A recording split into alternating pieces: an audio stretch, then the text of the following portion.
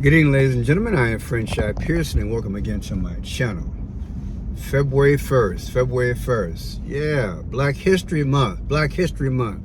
We get 30 days, y'all. We get 30 days. I know, right? That's an old school joke. Yeah, Black History Month. We get a whole month. Well, praise God, from whom all blessings flow. We are here. Got a few things to do. Thought I'd have a little rendezvous chat with you guys. And the winner is, yes, the Grammys are on. Got to get home and see if I can take a peek at some things, see if it's speaking without speaking. And the winner is, yeah, well, in the social, political, and economic aspect, there are some losers already, of which Chicago, where I am from, will be in part a loser. You see, because when the hand struck 12, if my understanding is right, Chicago being a sanctuary city, Trump has cut off that funding. I said, Mr. Trump, AKA Julius Caesar in the house, he has cut back funding. Yeah.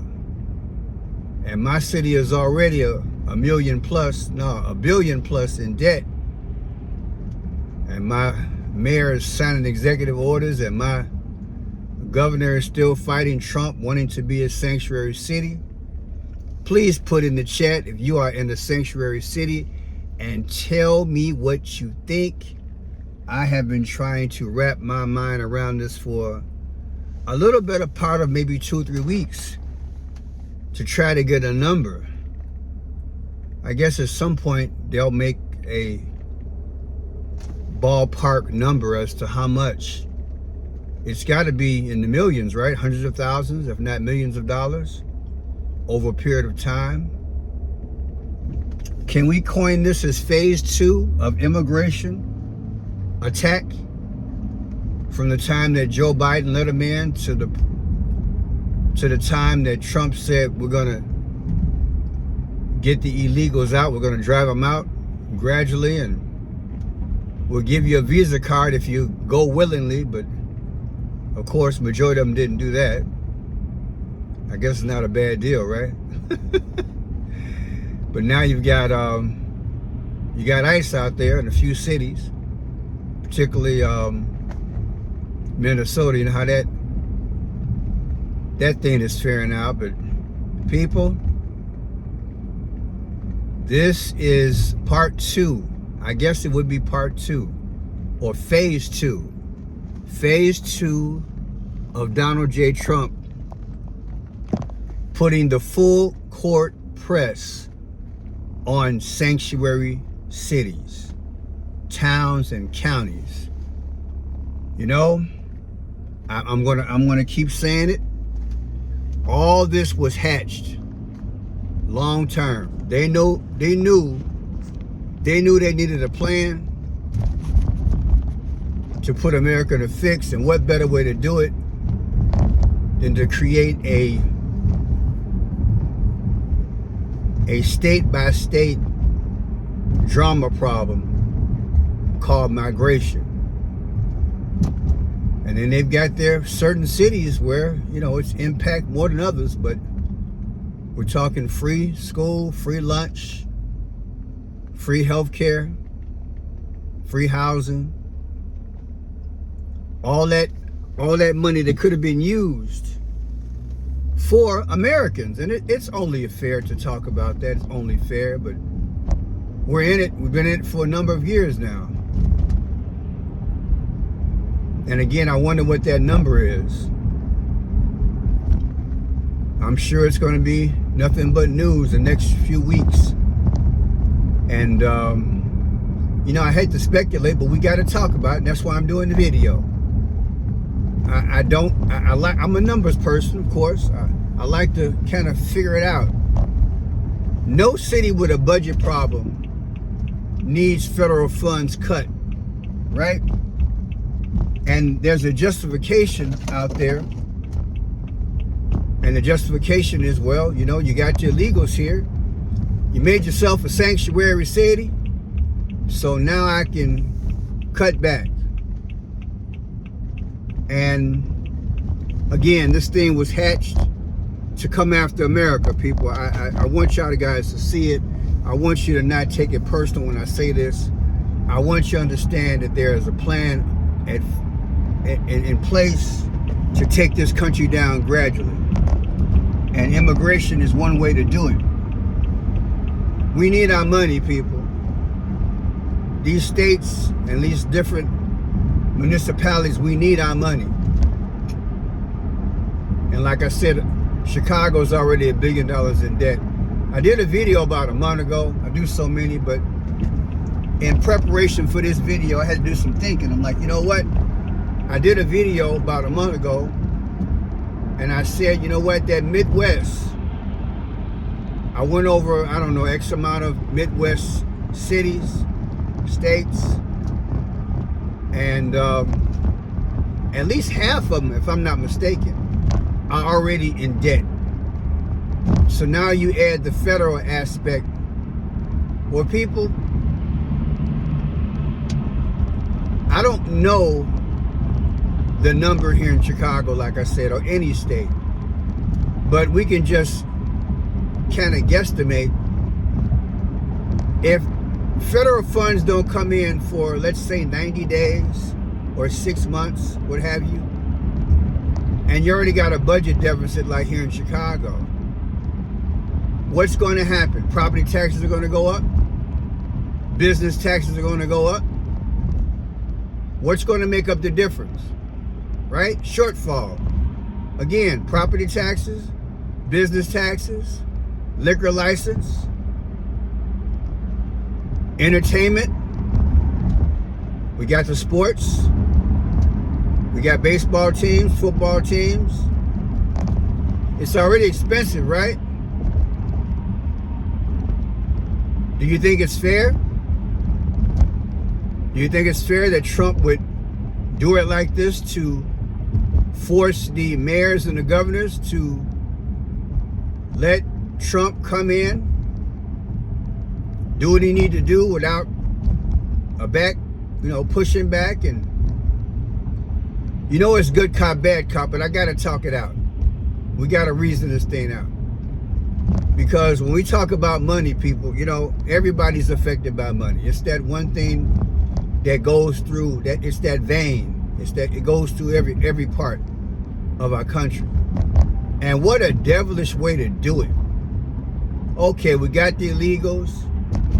You didn't voluntarily leave. You're giving pushback to ICE agents. You still want to be a sanctuary city. I got a way to come after you now. Yippee, yappee, yahooey. And what is that, Your Honor? Well, we're going to cut off your federal funds. Some states are more in debt than others, Trump. Well, they shouldn't be so resistant toward what I want to do. I'm trying to make America great again. Well, Trump, we might have to cut into the teacher's budget. We might have to cut into the fire department. We might have to cut into the police department. Might have to cut into federal workers. Well, at that point, maybe these cities and mayors, they'll stand to reason and say, you know what? We got to put America first. People, is this the right way to do it? If it's not, then you tell me, what do you think the right way to do it? We'll let the police go by.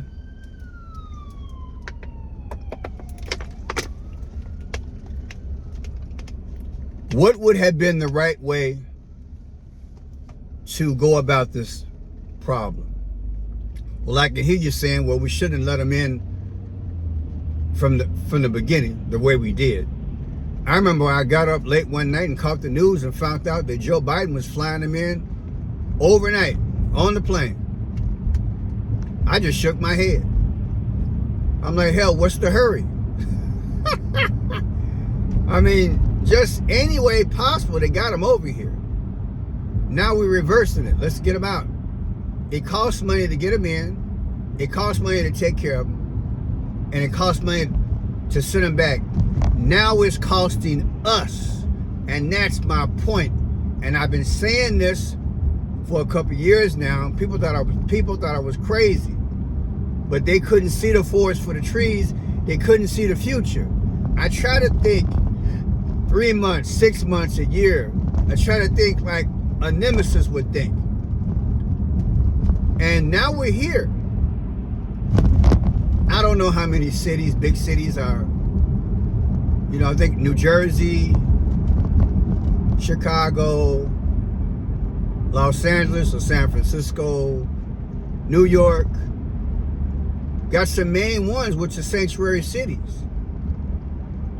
So you mean to tell me we would take a financial federal hit of hundreds of thousands or maybe millions of dollars over a period of time for the sake of someone who didn't come over here properly? And yeah, I'm sure there's going to be those in the chat. Well, Pearson, you know, I get it. I've been talking about this issue for years. I know a lot of them come from ravished, torn countries that were put in positions by big businesses. They literally had nowhere else to go. Well, then again, they could have went somewhere else, but you know, circumstances caused by a hidden hand, the same hidden hand I believe is causing the problem on our soil, is the same one that caused the problem overseas and flushed them out, like Venezuela. It's like we can't win for losing. So I get the argument. I also get the argument that we could have set up checkpoints throughout the United States, or we could have hired X amount of people to register the people to come in the proper way. That way we sift through it or sort through it, and we make sure we don't get the seedy peoples and the gangbangers and, as Trump would say, the convicts and the lunatics and people from insane asylums. I get all that. We could have done it that way. But none of that is important now because we didn't do it. What do we do now? And I don't like being in this position, and I'm sure you don't, whereby Trump is making this kind of move. But I want you to look at it beyond Trump. I want you to look at it in terms of the mayors and the governors assisting him making that move. You understand? There are two hands to a clock. Small hand, big hand. Choose your poison. Trump could be the big hand. The states, governors, and the mayors can be the small hand. Either way, in order for the big hand to have significance and it moves, it will move the small hand. Let me say it a different way. In order for the small hand to have significance, to go from 1 o'clock to 2 o'clock, from 2 o'clock to 3 o'clock, the other hand has to move. So Trump needs the mayors and the governors to resist his plan so he can move. Am I making sense? This is what I mean by this chessboard. An international chessboard. They created conditions where they flushed them over here from their homeland. Now they're here, and now we're at a point where you and I have gotten dependent upon federal money. Federal money. And again, we can go back to the drawing board about the beginning. In a perfect world, not only could we have had checkpoints, we could have said, look, we're not bringing you over here, because that's going to cost money. Think about it. If you don't come over here with your own money, you're a weight to the American citizen. And that part, I'm telling you people, I don't care what network you go to, maybe you'll get it on independent media, but it's not said enough, so I'm going to say it again. Anytime somebody is brought over here by the government illegally and they get on the government dole of free food, health care, schooling, a place to stay, now you become a liability. You become you're taking money from us. Now that we have someone in place, Donald Trump, he's saying, look, exactly what I'm saying. Let me get you up out of here. And the way I'm going to do it now in phase 2 is I'm going to squeeze the sanctuary cities by cutting the federal aid, right? Cutting the federal money. But people, that money has become so much a part of our economy, don't you think? I don't know what the stats are. I'm not sure if anybody knows what the stats are. It's got to be a ballpark figure, but it is money nonetheless. And you know, once you, I mean, let's go like this. I don't know what date that money started allocating in, but let's say for the sake of argument, it began to come over during the first year of the Biden administration. That's got to be $1 billion plus. Once a city, county, and state, a municipality gets used to that kind of money coming in, it now operates on that. You open up a restaurant because of that. You open up all types of businesses because of that. Because now you got this money coming in. So if you have an area that is partly dependent upon federal money indirectly, guess what? American businesses are going to be affected. People, I want to get you ready. I want you to see it. Maybe you've already seen it. Maybe you anticipated it. Maybe you thought like me. We got to talk about it. What is your governor, what is your mayor going to do?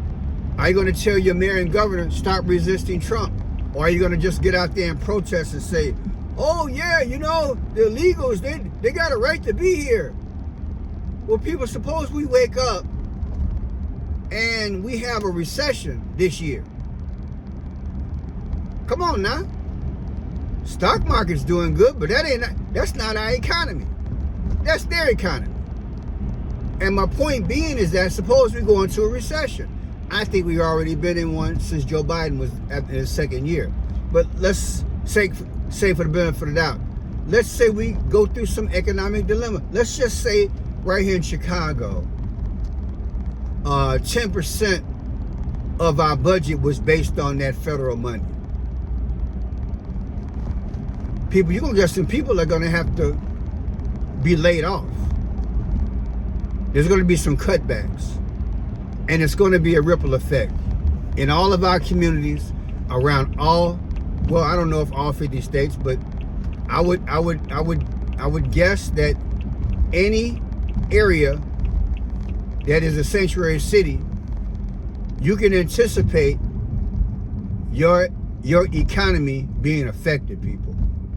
And that's all I want to say. That's all I wanted to say.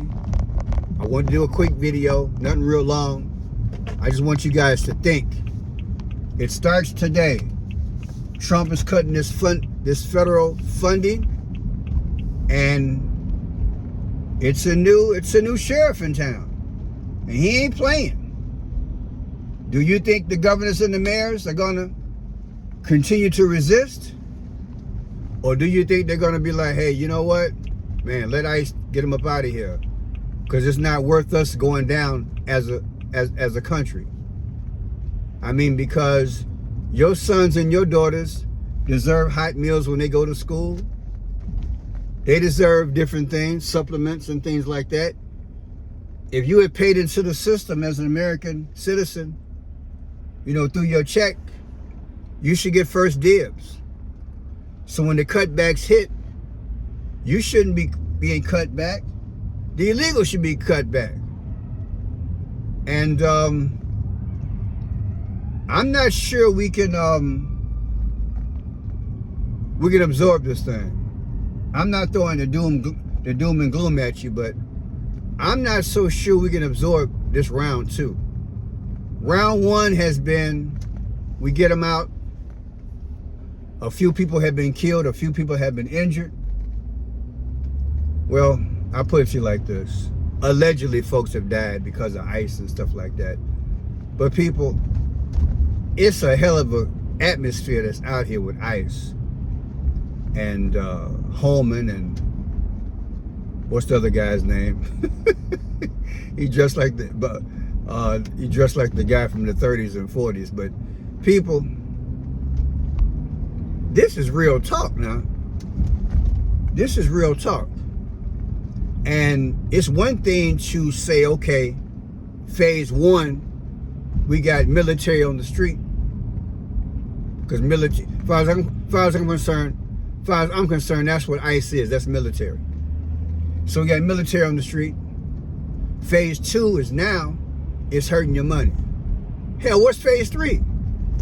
I'm not sure we can get past phase 2. I think in 4 to 6 months, it's going to be a problem. And I'll address this issue again. I just wanted to address it now because today is the first day. All right, I'm out. I'm going to go take a sneak peek at the Grammys, see if there's any Speak Without Speaking. This is Pearson signing off. It's Sunday, February 1st, Black History Month. All good. God bless. Let me know how you feel in the comment section. Thank you.